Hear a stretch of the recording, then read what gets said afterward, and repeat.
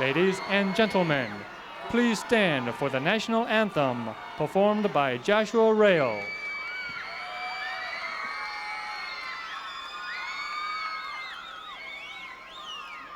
Oh, say, can you see by the dawn's early light what so proudly we held at the twilight's last gleaming, whose broad stripes and bright stars through the perilous fight o'er the ramparts we watched were so gallantly streaming, and the rocket's red glare, the bombs bursting in air, gave proof through the night that our flag was still there.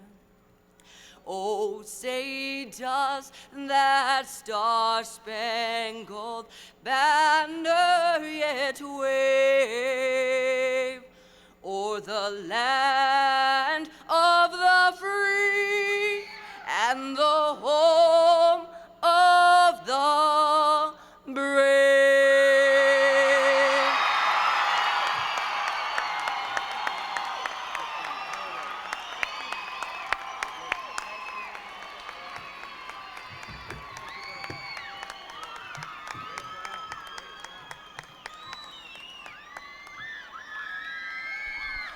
Again, who are we going to vote for? Clinton! Who are we voting for? I can't hear you. Clinton! We love Bill Clinton! Again, now we're back on schedule. I will reintroduce the real mayor of the city of Denver, Wellington Webb, who is also the vice chair of the Clinton-Gore campaign. Mayor Wellington Webb.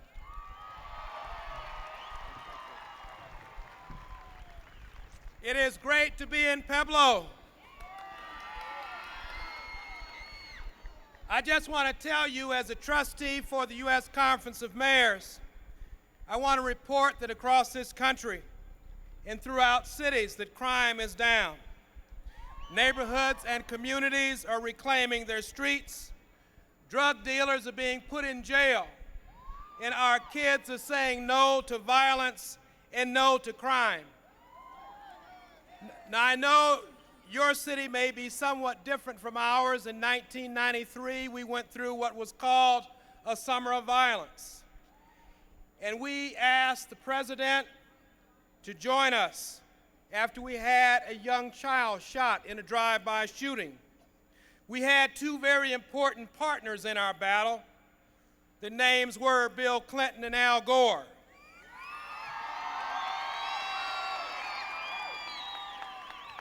In 1994, we worked hand in hand, side by side, with our president on the crime bill. The crime bill was tough. It gave money to community policing. It put additional police officers on the street. And we needed funding for proven deterrents, such as our Safe City program and our curfew program. And President Clinton came through on his promise to the American people. President Clinton signed the Brady Bill, and he signed the assault weapons ban.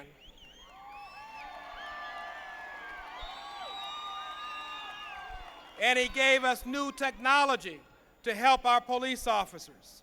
And I'm happy to report that in the city of Denver, we've seen an overall crime decrease 10% each year. I do not consider that a coincidence.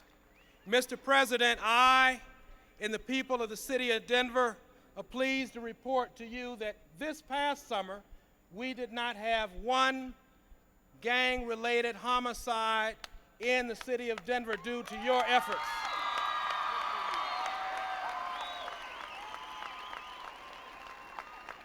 It's undeniable fact that the city of Denver and the state of Colorado is safer today than it was 4 years ago.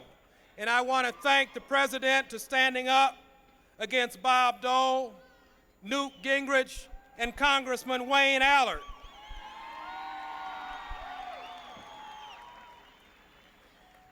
I also think it's very important that we in Colorado remember that we are the center of the Rocky Mountains, that we are the place that has been very special with Western values, and we are the place that the President deemed appropriate to hold the Western Hemispheric Conference and the G7 Economic Summit next year. Bill Clinton cares about Colorado. Bill Clinton cares about you. And it's about a partnership of the federal government, the state government, and local government. And the other part, and that's important in that chain that makes the government work for us and for you, not that government can do everything. There's some things that only you and I as individuals have to do, but we have to have leaders in the right place. And we can only move forward to the 21st century with Bill Clinton and Al Gore need to be reelected to the White House.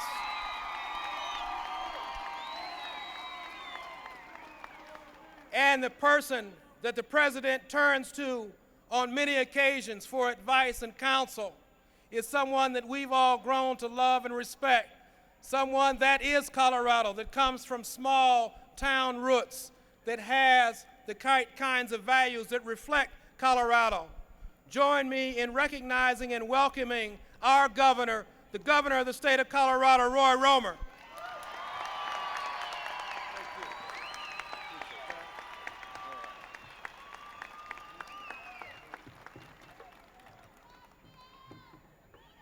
Mr. President, I don't know of any other community in America that is more proud of who they are and what they can become than Pueblo, Colorado.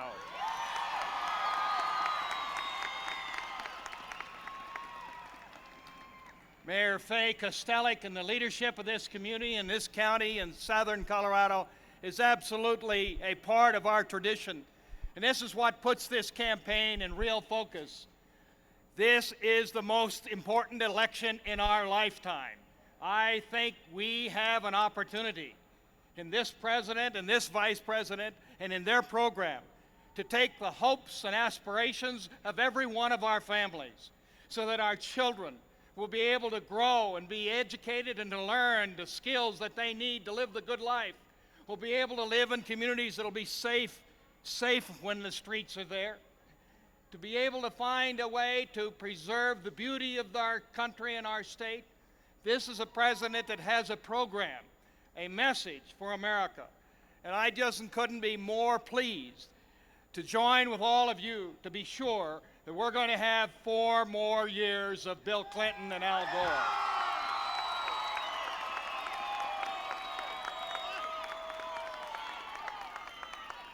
But this morning, the President's message is focused upon crime. It's one of the very critical issues to all of us. And I just want to say I could not be more proud of his record. It's not just the things he's done, but it's the courage that it took to do them. When he stood up before this nation and said to the NRA and everybody else, we're going to take assault weapons off the streets, I think he did the right thing for America.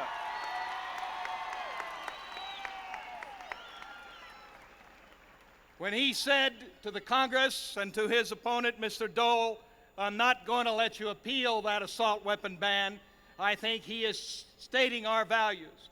Not just that, but to help us to get more policemen on the street, to help us attack the serious problem of drugs among those who are in our prisons and on parole.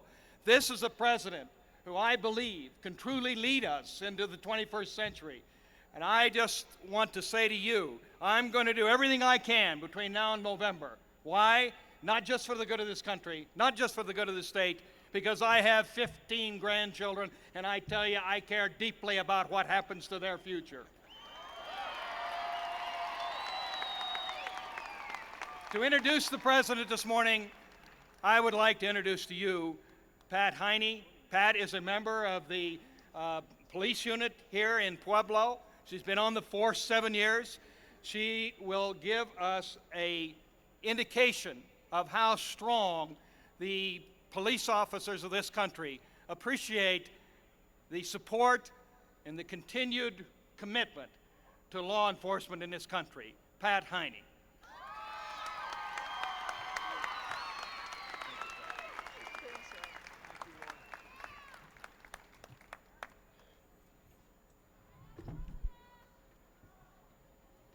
Good morning. Mr. President, Governor Romer, distinguished guests, and my fellow citizens, it is my honor to stand here today to represent law enforcement and my community to welcome you, President Clinton, to Pueblo.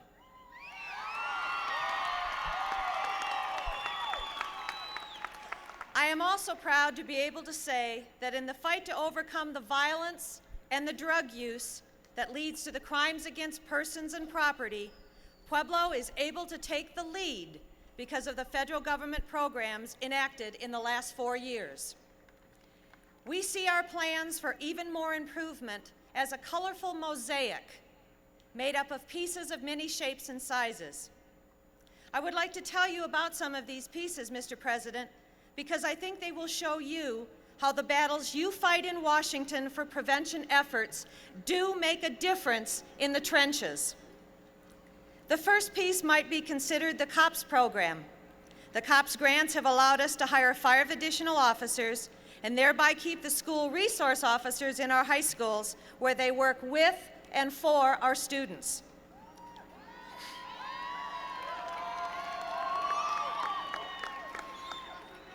Increasing the number of officers has also allowed more positive contacts between the police and the community through our crime prevention unit and the Neighborhood Watch program. Another piece of our mosaic is the strong, successful DARE and GREAT programs in our schools, which are supported by federal grants and the Safe and Drug-Free Schools program. As a former DARE officer, I feel strongly that the contacts between law enforcement and the young people in our community has a positive effect on reducing the terrible pressures facing all of our children to use drugs, join gangs, and commit violent acts. And as a parent of 2 teenage boys and a law enforcement officer, I clearly see the connection between drugs and crime. We must never rest in our efforts to strengthen our youth. We must use all of our resources, federal, state, local, and personal, to focus on prevention by investing these resources in the future of our children.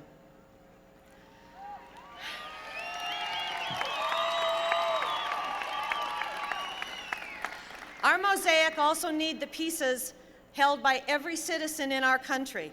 In Pueblo, we have a well-earned reputation for collaboration and cooperation. Whether it is our senior safety program, the Boys and Girls Clubs, neighborhood groups and associations, ACOVA, or the line officer grants, we foster the spirit that says we must all be a part of the solutions to our crime problem.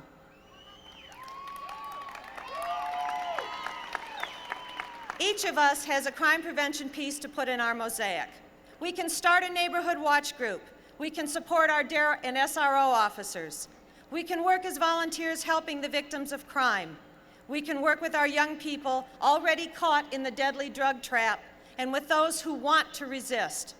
We can help to revitalize our neighborhoods through cleanup and paint-up activities, and all of these efforts can make a difference. Each one of them is very important. Only time will tell what our mosaic will turn out to picture. I believe that you, Mr. President, have offered each of us a challenge. That challenge is to make Pueblo, and from our example, all of Colorado, into the kind of place that cares for and nurtures our citizens through the marriage of what the federal government has to offer and what we must do on our own.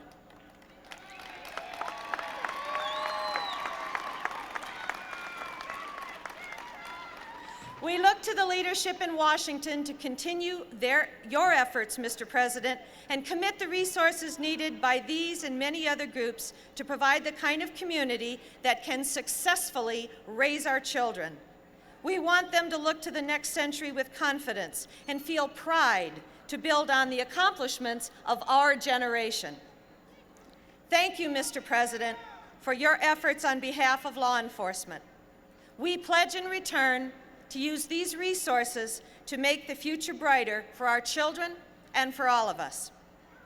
And now, ladies and gentlemen, it is my privilege and my pleasure to introduce to you the President of the United States, Bill Clinton.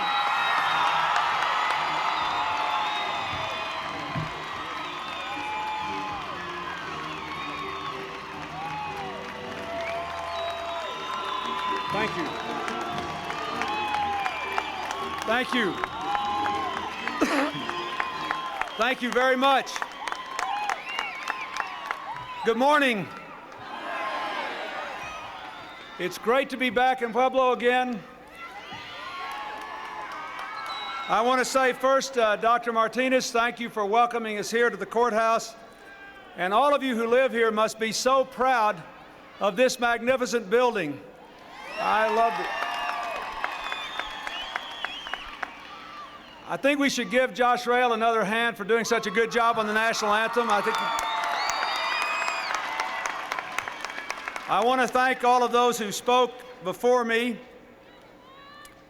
Mike Beatty, Al Garula, Lieutenant Governor Gail Shetler, and Tom Strickland. I hope you will send Tom Strickland to the United States Senate.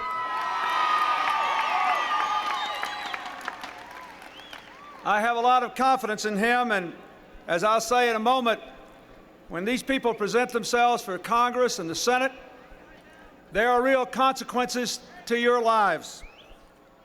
Ladies and gentlemen, I'm glad to be back here today because this is an election season, but elections should not be divorced from our lives. The choices we make as citizens for those who represent us affect the way we live after the elections are over. I was sitting here looking at Mayor Webb making his remarks, and my longtime friend and former colleague, Governor Romer, making his remarks, and I couldn't help thinking how lucky Colorado is to be served by public officials like this, who can make a positive difference in people's lives. I also have to tell you that I was talking with Patricia Heine before she got up here to speak. She told me that she had become a police officer 7 years ago after working on raising her sons. And I thought to myself, it's a pretty great country when a mother who loves her children and cares for other people's children has the willingness, the ability, and is given the opportunity to go back to work in public safety to make this community and this state and our country a better place. And we thank you.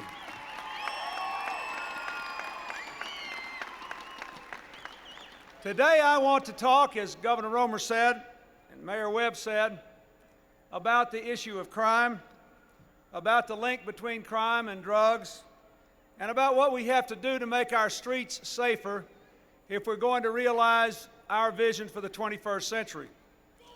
As your president, I have worked hard on a simple, straightforward vision for the next century, and especially for the children in this audience. We're only 4 years away from a brand new century and a brand new millennium. We're undergoing enormous changes, as all of you know, in the way we work and live and relate to each other and the rest of the world. I want us to go into that next century as the world's strongest force for peace and freedom and prosperity.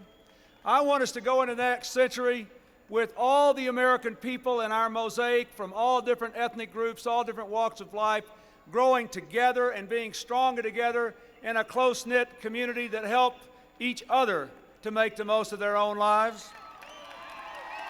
And I want to make sure the American dream is alive and well for every single man or woman, boy or girl who's willing to work for it. And that is my vision: opportunity for all, responsibility from all, and everybody has a place in our American community. I hope you will help me to realize that. We've worked very hard in the last 4 years to create economic opportunity, and this country's better off than it was 4 years ago. We have the lowest unemployment rate in 7.5 years, 10.5 million new jobs. We have 4.5 million new homeowners, The deficit has gone down for 4 years in a row for the first time since the 1840s, before the Civil War.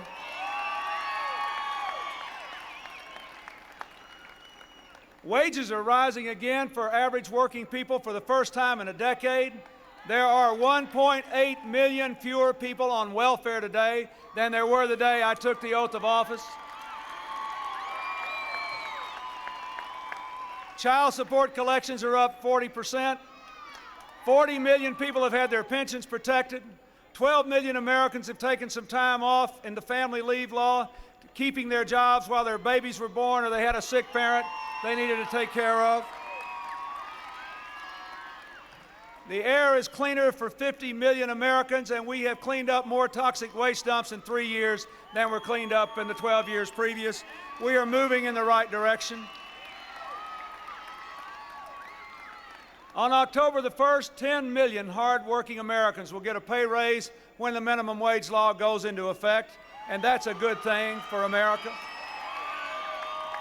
25 million Americans will be helped by the Kennedy-Kassebaum health care reform bill, which says you can't lose your health insurance anymore just because someone in your family gets sick or you have to change jobs. This country is on the right track for the 21st century. I have worked hard to make these things possible by working with all people of goodwill who were willing to move our country forward, to change the politics of Washington from who's to blame to what are we going to do about it, and what can we do together. I have asked the American people to join with me in building a bridge to the 21st century, a bridge that we can all walk across together, a bridge that will be strong enough to realize our dreams for the future, to give every child the chance to live up to his or her God-given potential. And I want you to help me build that bridge. Will you do that?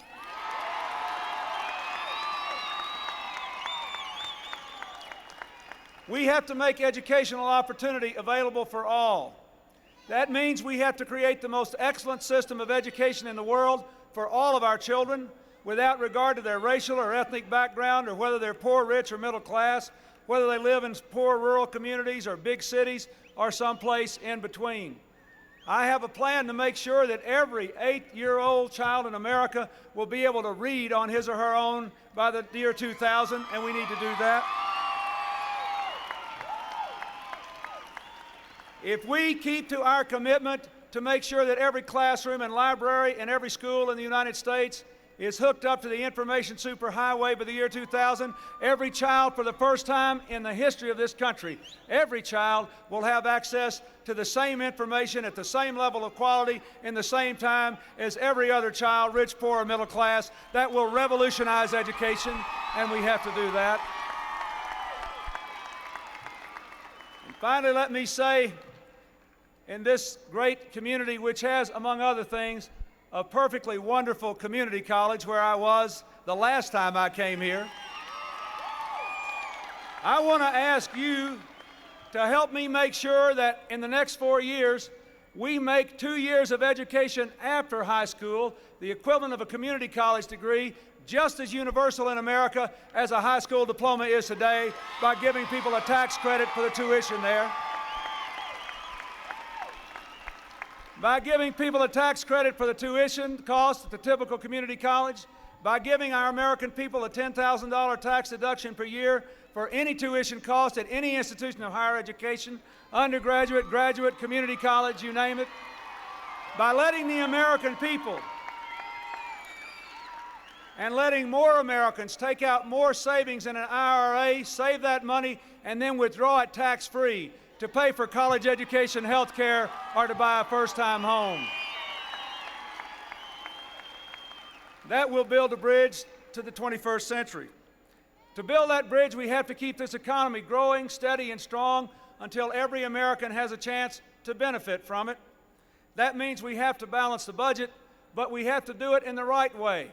We must balance the budget to keep the interest rates coming down so that you can afford house payments, car payments, credit card payments, so that small business people can afford to borrow money to build their businesses. We have made every small business in America eligible for a tax cut if they invest more money in their business. We are growing small businesses at a record rate, but we have to continue to balance the budget. But we can do it, and we must do it without wrecking Medicare, Medicaid, cutting back on our investments in education, and protecting our environment.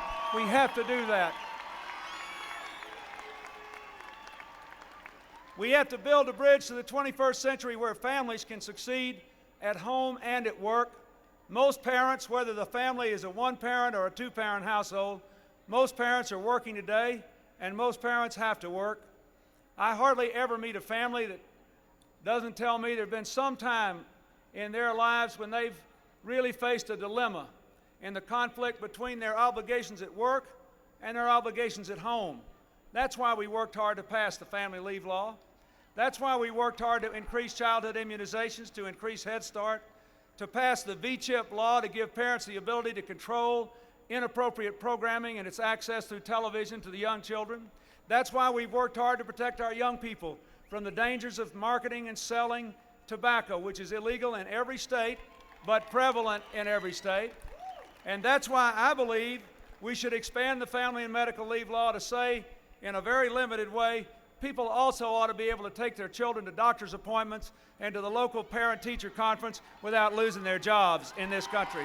And I hope you'll help me do that. We have a lot of environmental work to do to build our bridge to the 21st century. There are still 10 million American children, listen to this, 10 million American children living within 4 miles of a toxic waste dump. I want to clean up 2/3 of those dumps, the worst ones, in just the next 4 years. By far the most rapid pace in history, but it's important to us. Our children should be growing up next to parks, not poison. And I want you to help me build that bridge to the 21st century. But let me tell you, we cannot build the right bridge to the 21st century unless our children and their families are safe in their homes, on their streets, in their schools, in their communities. 4 years ago, I came to this wonderful community just 2 weeks before Election Day. I said I wanted to prove, and I quote, this is what I said then, that you could be tough on crime and smart at the same time. Well, 4 years later, I can tell you that that approach is possible, and it's working. Just 2 years ago this Friday, in one of the proudest moments of my presidency, I signed the 1994 crime bill. We began to put 100,000 police on our streets. We're about halfway home now. We have about 500 already funded in Colorado, 5 right here in Pueblo. We made 3 strikes and you're out, the law of the land. We began helping states to build 100,000 new prison cells. We began to expand prevention programs so our young people would have something to say yes to, not just no. And let me say, not a single sportsman or hunter in Colorado, notwithstanding what they were told in 1994, has lost their hunting or sporting weapon. Not a single solitary one. Not one. But you know what? 60,000 felons, fugitives, and stalkers could not get a handgun because of the Brady Bill. It was the right thing to do. We are safer because of it. Now, this strategy is working. For 4 years in a row, the crime rate has come down. But no matter how tough our penalties, no matter how many new prisons we build, we will never break this problem until we break the cycle of crime and drugs and stop the revolving door between prisons and drug use on the streets. Let me be clear, the best anti-drug program is still parents teaching their children right from wrong. It's still those DARE officers in the schools standing up there in front of those classes and letting those little children with their wide eyes look at people in uniforms and say, that's the kind of person I want to be, and that's the kind of behavior I want to have. That's why I fought for the Safe and Drug-Free Schools program, which puts anti-drug counselors like Officer Heine in the classroom. The first bill I vetoed as president The very first one was a bill passed by this Congress that would have gutted the Safe and Drug-Free Schools program. I don't know about you, but I think we need more people like her, not fewer, in front of our children in the schools of America. Last year, Congress gave me about $700 million less than I sought to fight drugs, and that's wrong, and I hope we can correct it before they go home. I appointed a four-star general, an American military hero, General Barry McCaffrey, to lead our attack on drugs, and he has developed a strategy for us that we will follow with great discipline over the next 5 years, targeted at keeping drugs away from our children, and he deserves the support that he needs. Illegal drugs are a significant force behind the vast majority of violent crimes in this country and a big part of the problem with juvenile crime. Drug dealers with guns, criminals on drugs, they contribute a lot to the misery that the rest of America has to endure. Listen to this. 2/3 of the men in state prisons have substance abuse problems. I have signed an executive order to require drug testing of anyone brought into the federal system, but I have not been able to effect that. Listen to this. When criminals on parole go back on drugs, the chances are enormously high they will commit new crimes. 60%, listen, 60% of all the heroin and cocaine sold in the entire United States goes to people on bail, on probation, or on parole. 75% of the prisoners with a history of heroin or cocaine use who are released without treatment go back to drugs within 3 months and return to crime. We have to stop this cycle or we'll never get on top of the problem.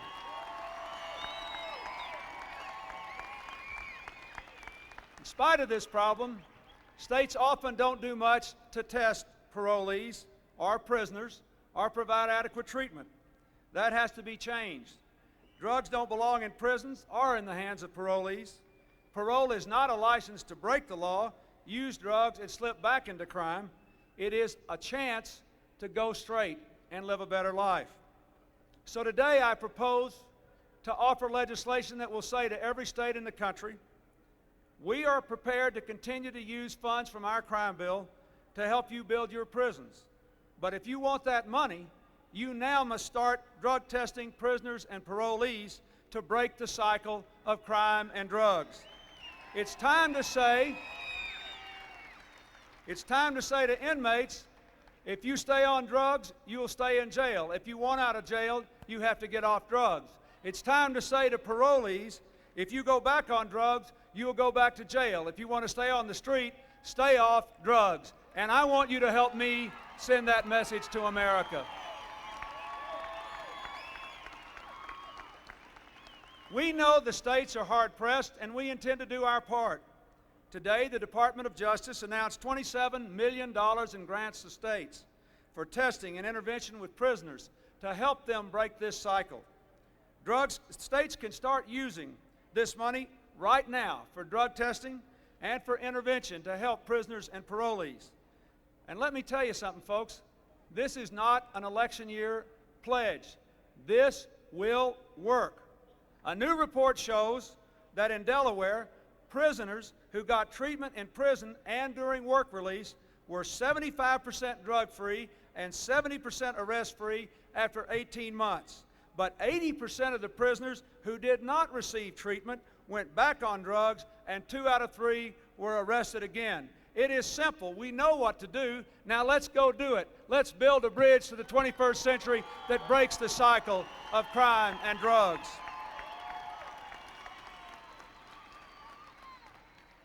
I want to say to all of you, I am more optimistic than I was when I came here 4 years ago about our future. I am more idealistic about the possibilities of Americans to do good things together. But we must make a commitment to work together, to create opportunity for all, to get responsibility from all of our citizens, and to reach out to one another across the lines that divide us so that we can go forward together.